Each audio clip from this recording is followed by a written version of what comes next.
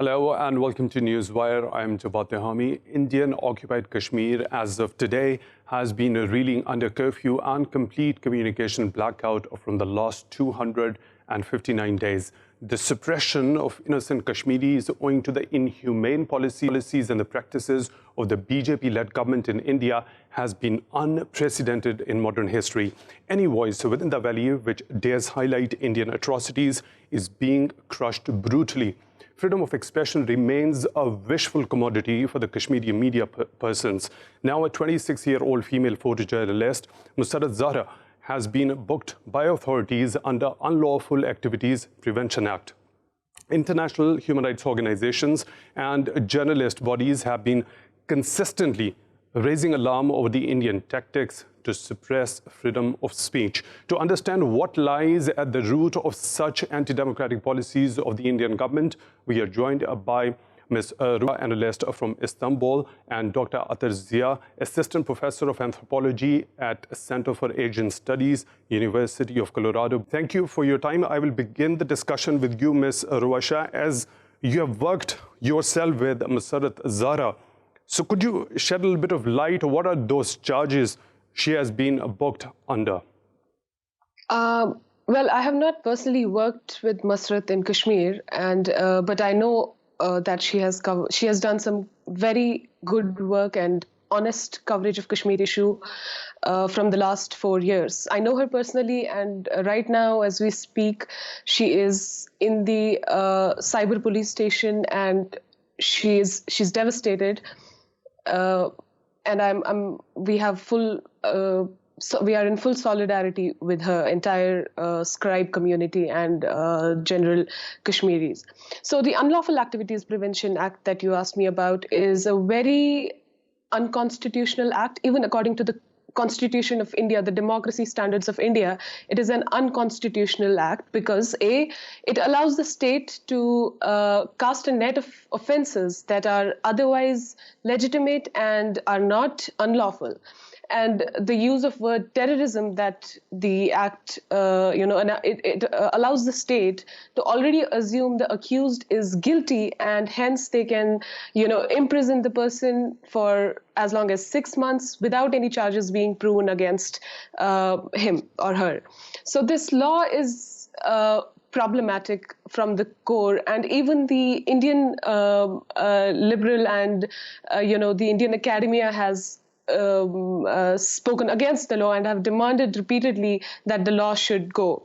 A and B, even before the trial begins, the law allows you to intimidate the person or the accused, and before the case is opened in the courts, and a fair trial is not allowed. So you can easily the state easily calls that person as a terrorist, and it's a very dangerous law. And Misurata Zara per se has done nothing except being a professional of very high standards and performing her professional duties.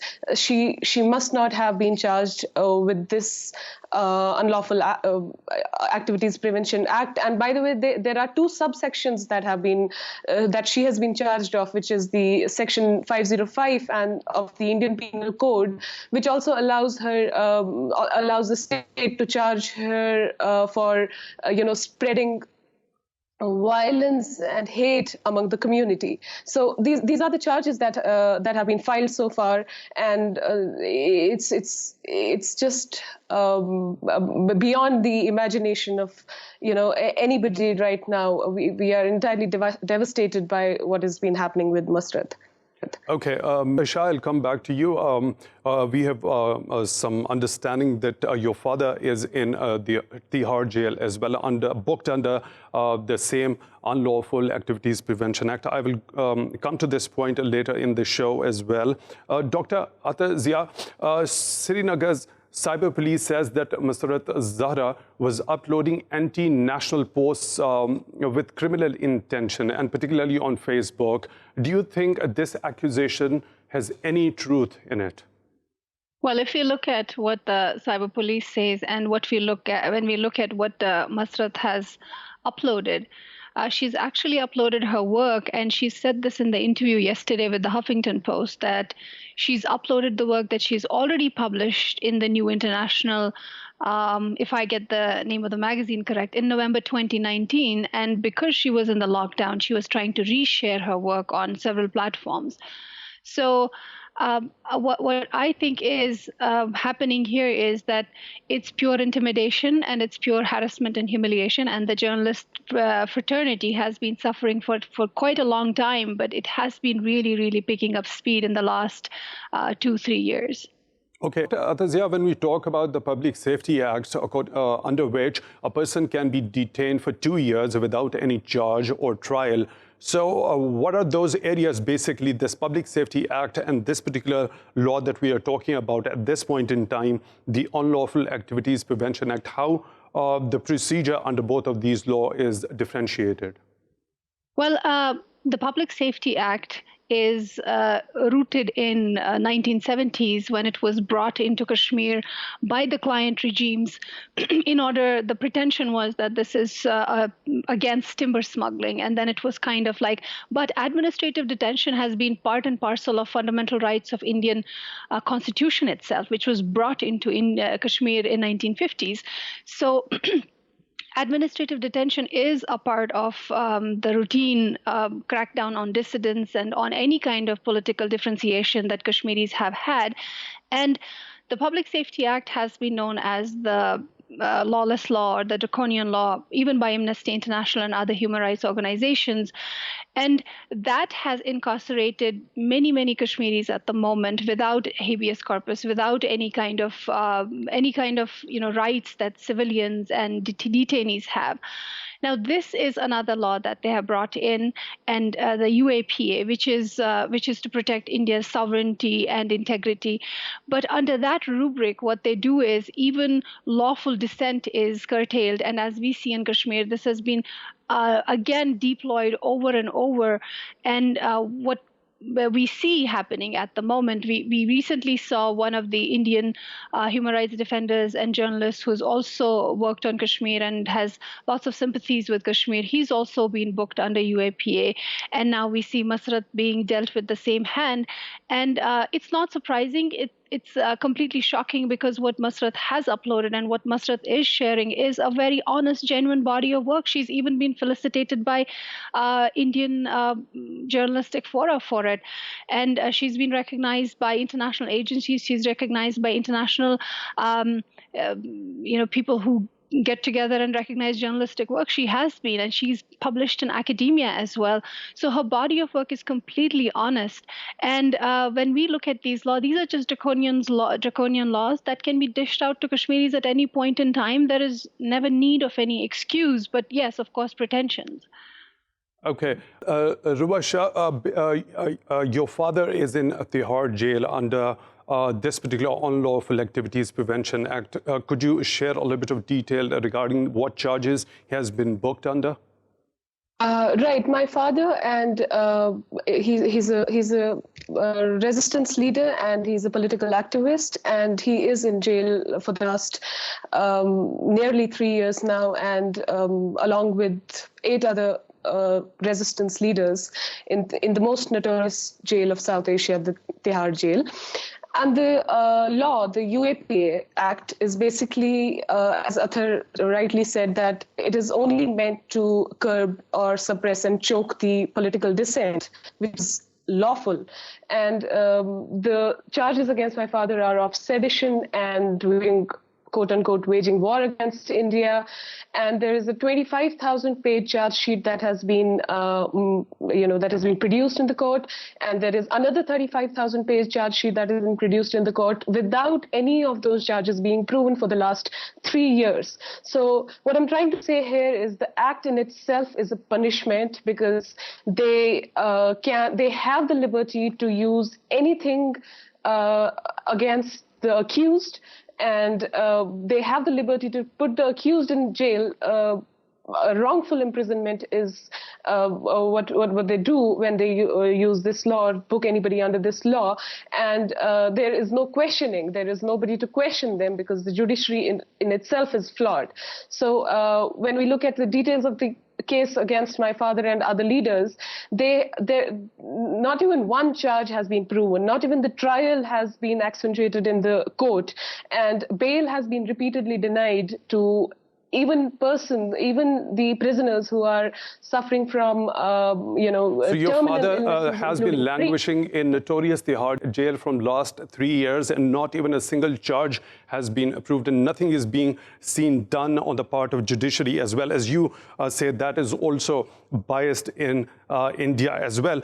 Coming back to the point, the case of Misurata Zara, she, during an interview with another media outlet, pointed out a very ridiculous and a very shocking aspect of her charging under Unlawful Activities Act. She said that she has not been identified as a journalist, but rather as a common person who has been posting certain things which were deemed anti-national by the authorities on Facebook. What do you say about this? Right. Now, Misurata Zara has not been identified as a journalist. She has been identified, as you said, Facebook user. It takes us back to where freedom of press in Kashmir exists, and it has never existed in Kashmir, quite literally. And we all know that India ranks 142nd among 180 countries in the World Press Freedom Index. So, particularly when we talk about Kashmir, never been press freedom in Kashmir, and there have been intimidations, there have been threats, there have been assassinations, killings, and every sort of intimidation by the state to control freedom press, or scribes basically. And scribes have always been threatened of, they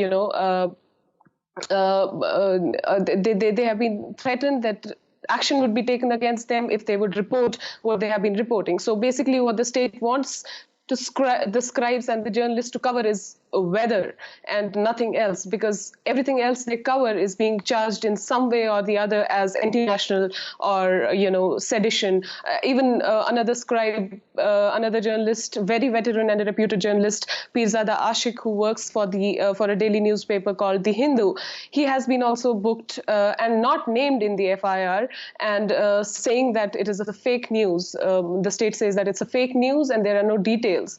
Although, when we compare it to what happens in Indian media, the primetime news channels, the shows that run in the Indian media, they always propagate hate. They propagate genocide against Muslims and particularly Kashmiris, but no action is ever taken against them. They are never booked under any such charges.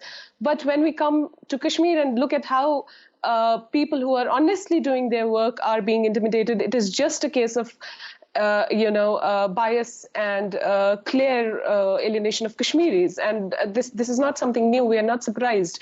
India is the so-called largest democracy of the world, but when it comes to Kashmir... Ms. Shah, Kashmir Press Club has also pointed out that there had been over 10 incidents of direct intimidation of the Kashmiri journalists at the hand of the authorities. I mean, this particular trend continues. And what do you think, what exactly is the aim of Indian authorities to achieve from this? As I said, Misurata is not the first journalist to be, to be harassed by the government.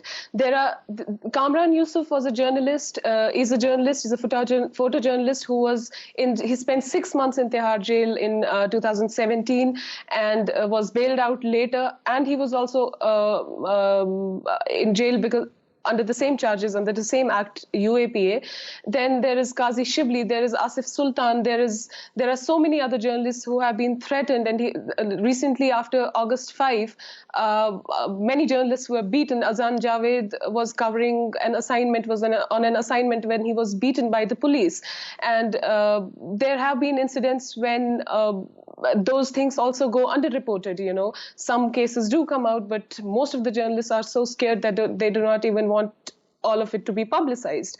It is literally the matter of life and death for all the journalists in Kashmir who are, I believe, the bravest because they're there on the front line. The matter of life and, as you say, for the Kashmiri journalists and the media persons working over there in under harsh scrutiny by the Indian authorities and being intimidated very often, every now and then. Ms. Ruwa, Shah, Analyst, joining us from Istanbul. Thank you for your time at Newswire. Dr. Ather, I'll come to you with the same point, where a journalist is not being identified as being a journalist, rather a common person who has been posting certain things on Facebook which are deemed by the authorities as anti-national.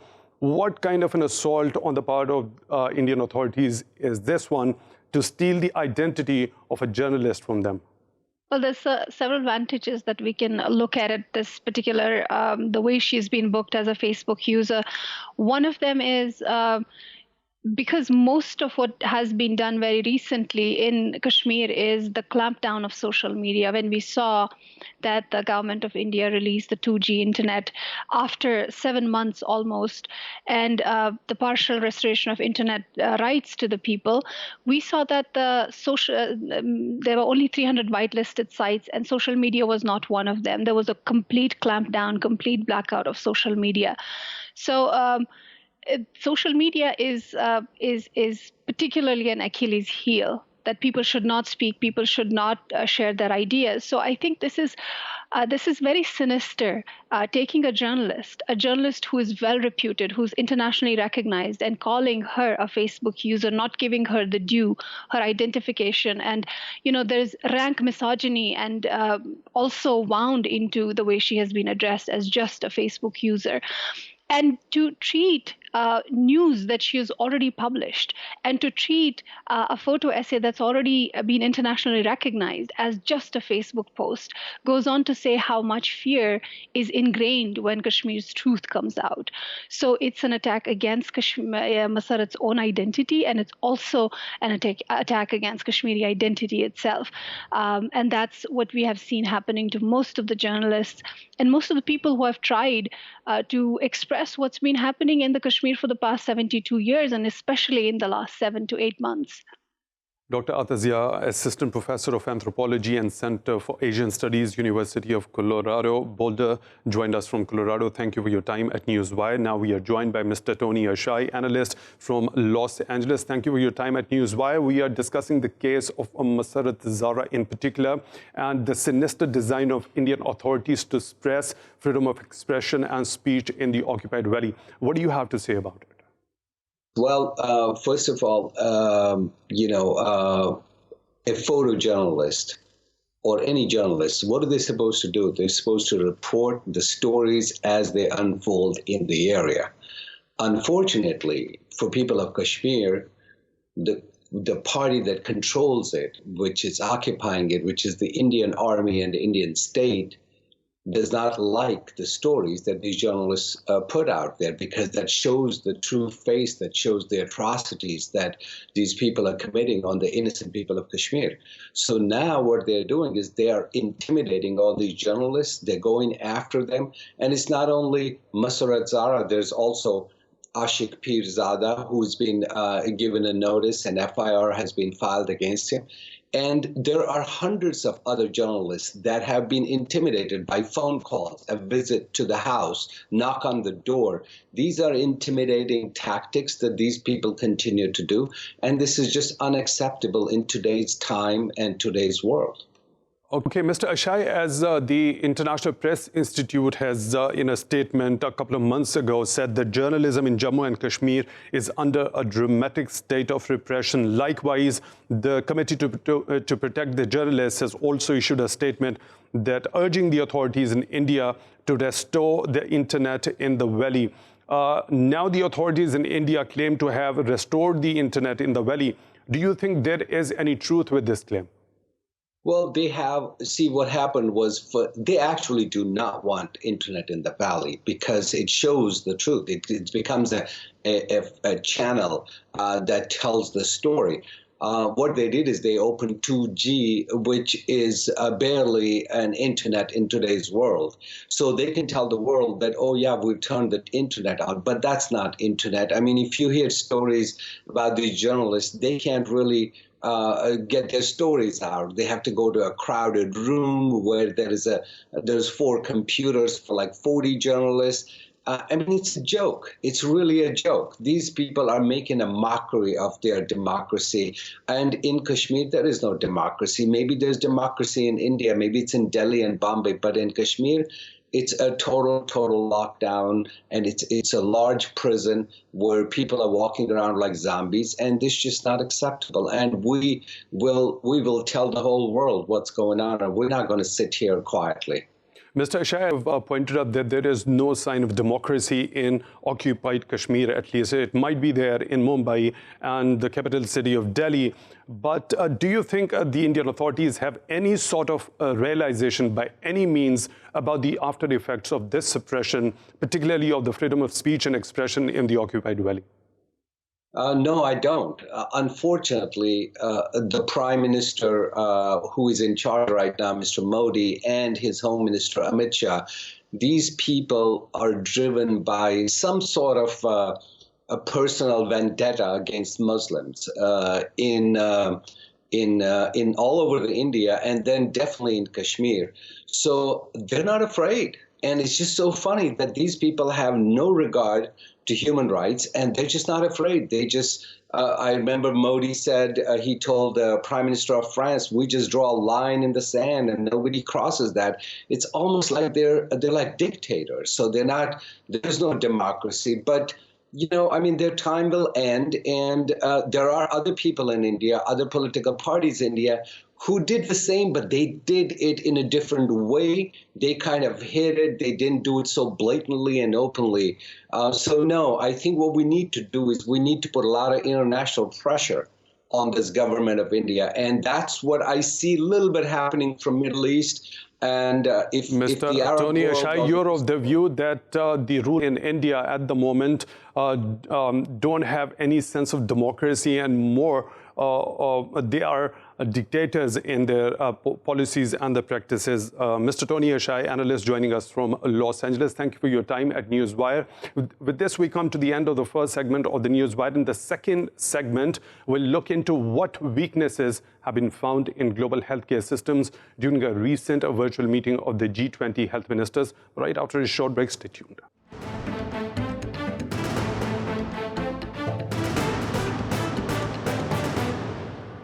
Welcome back to Newswire. I'm Jawad Tehami. As of today, COVID-19 has killed over 170,000 people worldwide, with almost 2.5 million infections. The global healthcare systems seem to have failed in combating the pandemic effectively. At a virtual meeting, the G20 health ministers acknowledged weaknesses in global healthcare systems. A number of suggestions have been made during the meeting, which includes the formation of a global health task force, improvement of health systems, joint response to the outbreaks, provision of digital medical services, and the support to the developing countries. How can these suggestions enable the countries to fight epidemics? How effectively WHO can play a role amid defunding by countries like the US? And what weaknesses must be addressed both quickly and in the longer run to address such type of pandemics? To understand this, we are joined by Dr. Valerio Alfonso Bruno, political analyst, senior fellow at Center for Analysis of the Radical Right of Napoli, and Mohammed Al Kooper, political analyst from Riyadh. Thank you, both of you gentlemen, for your time at Newswire. I'll begin with you, Dr. Bruno. What major challenges do you think was the world confronting that actually made it more vulnerable, and it couldn't actually combat the pandemic so effectively? That so far countries, important countries like the US, other countries in Europe like UK, France, Italy, Spain, we've been having a very problematic approach with the pandemics. The only country that did well so far, I think, is Germany. So in the close future, I think there will be huge problems, especially as concern developing countries. In Africa, the impact of the pandemics will be huge. The same will be in Latin America. It's already killing many people, so a lot of new cases every day in Latin America. So I think that right now to come back on the table with the idea to have a joint approach worldwide, it's a little bit naive. In theory, it's a very good idea, but practically speaking, I guess it's too late, and there are already huge controversies against countries like the US and China. The WTO is the theater of this conflict. So according to my opinion, it would be a very, very good idea to have a joint task force, but practically speaking, I see that it's going to be very problematic to have an effective task force to fight the pandemics, the COVID-19. Also, as regard, for example, the tests, we are lacking behind. We are not doing effectively the best that could have been done with the tests. Just few countries have been doing a lot of tests. Others are really lagging behind, and it's really not understandable from the point of view of countries that in the 2020 should have been prepared long ago to face it, to approach pandemics. Okay. Dr. Bruno, I'll come to you with the thing that you have mentioned, that there have been certain problems with the healthcare systems in the developed countries as well, because we see that the developed countries have been hit the hardest by this pandemic. And you also are of the view that a global joint task force is not that much likely. It's a very difficult task to be taken. Now, I'll come to you, Mr. Qubaiban, particularly when we talk about Saudi Arabia. What particular measures the Saudi government took in order to combat the pandemic and keep the spread of the virus in limits?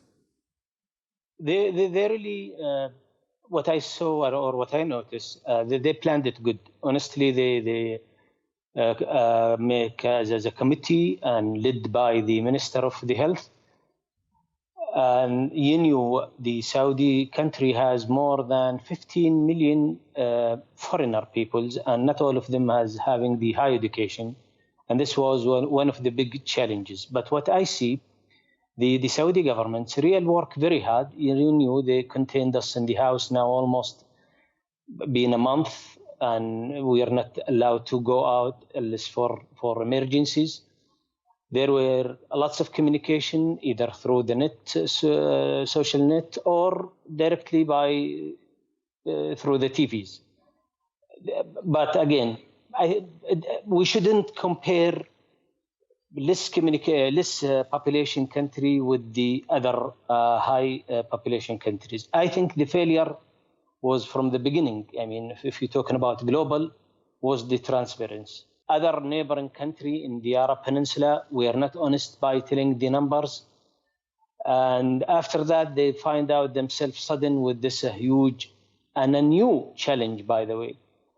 This is number one. The other thing is, let's say, the infrastructures for the healthcare in the developing countries varies from country to the others. But I saw GCC are doing an excellent, and they are really doing a great.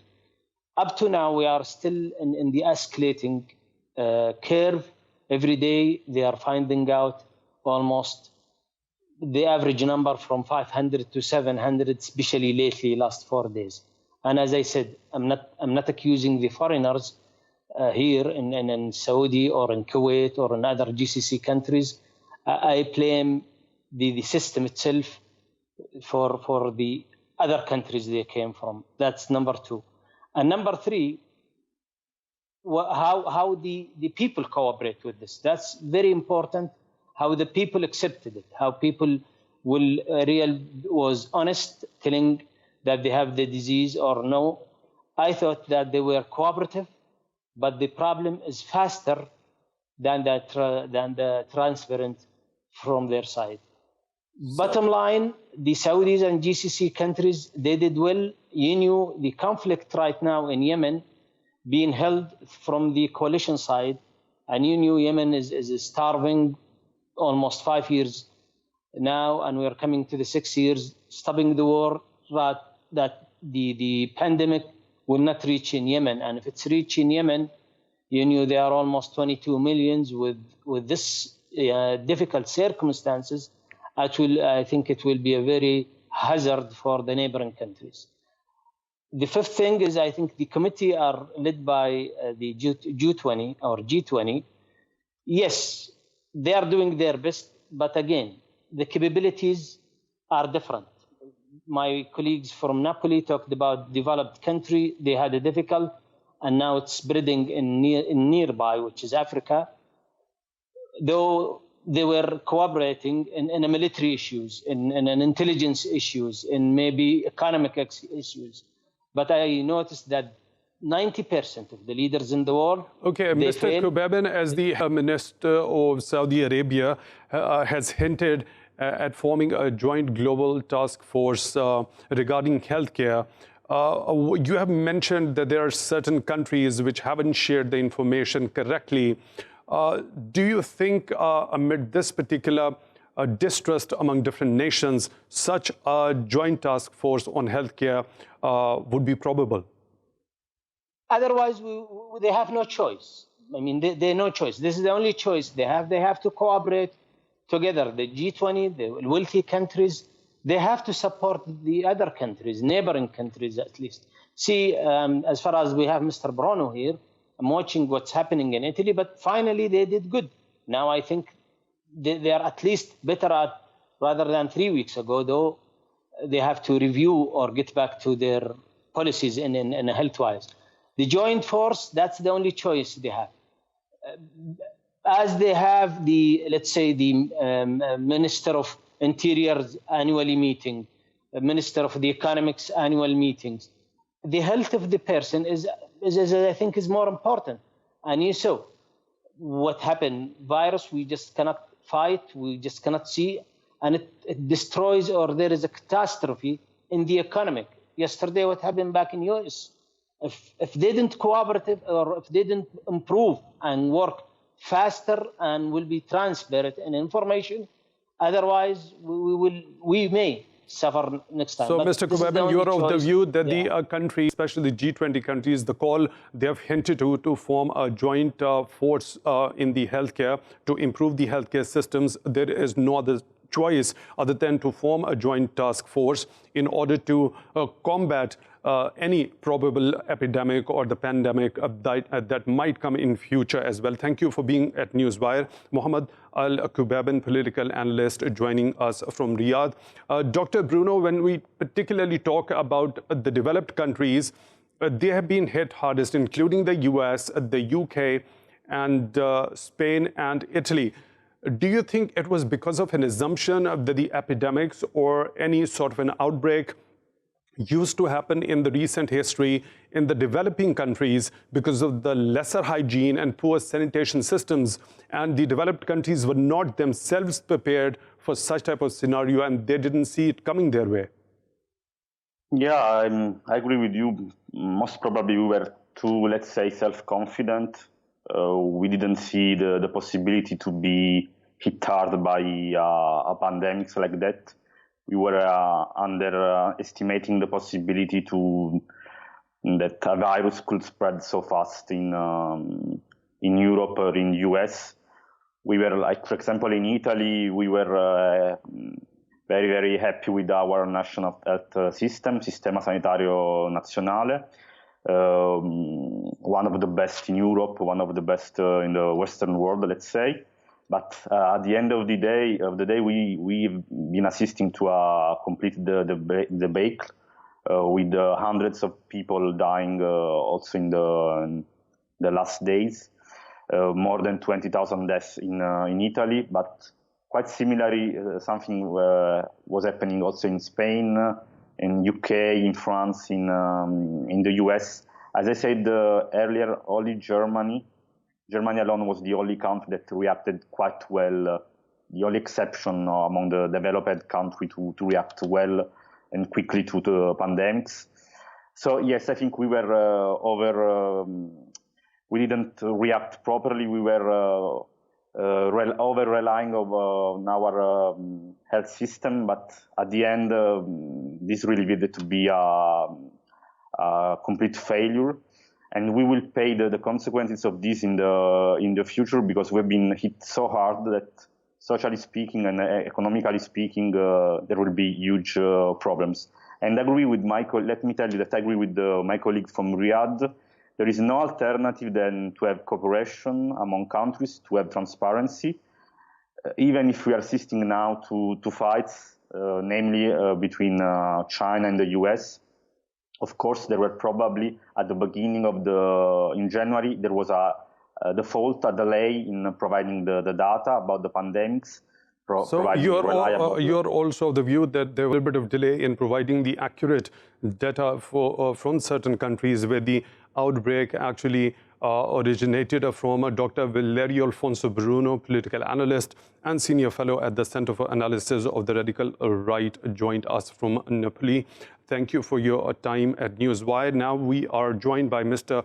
Alexis, Poulin, analyst and an EU expert, joining us from Paris. We are discussing the failure of the global health systems and the weaknesses which have been identified during a virtual meeting of the G20 health ministers.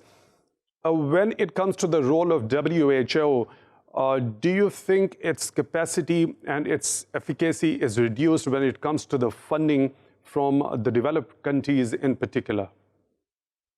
Yes, I think there's an issue in global governance, not only in the response of this sanitary crisis of the COVID-19, because we've seen how long it took for WHO to declare the pandemic.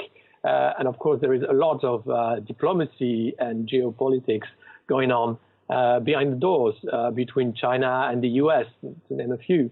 The big question is, if we want to be efficient in the fight against this pandemic, how do we help the poorest country not to be more affected so that we don't have, on top of this crisis, an economic crisis that will be even worse for all of us?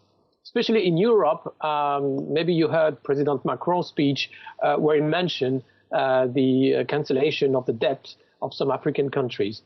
Because we are clearly in a position in Europe where if some country collapses in the African continent, then we'll have a lot of migration coming to Europe. And of course, this can't work. So everybody has to be in solidarity with all countries and trying to make sure that not one economy in the world is collapsing. And that is the key point to global governance right now, is how Mr. Poulin, there has been a suggestion during that meeting of the G20 health ministers of provision of the digital health services. How do you think it can be effective in fighting epidemics and the outbreaks like this one in future? Well, it can help, of course, if you have some digital health, but it's not the whole thing. You need proper treatment, you need medication, you need doctors on the ground where it happens, and not only in times of pandemics, but every time. And of course, it can't be just billionaires like Bill Gates and the other having foundation and trying to do what they can for vaccination, for prevention, for campaign. It has to be, of course, one of the reasons why we have G20 is this kind of global governance where we can help each other, when we can actually try to help countries who are not the same level of health system not to collapse. The problem is that, as you said in introduction, we might not have the funding necessary to this. If America decides to go and non-finance WHO, then it's going to be difficult. And also there's a question of tax. How do we get money for international institutions? Of course, some big countries, like the USA, don't want to pay for the rest of the world. And why don't we try to think of a tax like we had Medicaid, a tax on the plane tickets for medication? Why can't we find a new tax on finance, for example, where it wouldn't tax the poorest but the richest, and make sure that we get the money for channeling for these countries? So, Mr. Poulin, do you think the WHO was not able effectively to combat the crisis that was emerging. And initially, there is a blame specifically by US President Donald Trump on WHO Chief Tedros Adhanom Ghebreyesus, that he downplayed and he didn't provide the accurate data at the start, and he downplayed it. That's why he has defunded WHO. How can the effectiveness of WHO be increased in terms of its capacity and in terms of its efficacy and effectiveness in combating such crises? Well, I think WHO has done what it could with the means it had in hands. The problem is funding, of course, is how you get official of WHO everywhere. Would they be able to go in China at the beginning of the epidemic? They had to go, but apparently even trying to do some research on the ground was difficult at the time. There is too much diplomacy, too much politics, of course, and game of powers within the WHO structure, and so not there enough is too much action, diplomacy, and it's the struggle power within WHO as well. Mr. Alexis, Poulin, you're of this view that this particular thing should be overcome in order to make the WHO more effective. Mr. Alexis, Poulin, analyst and an expert in EU affairs, joined us from Paris. Thank you for your time at Newswire. With this, we come to the end of today's Newswire. With more in-depth analysis, we'll be back with you tomorrow. Till then, take good care.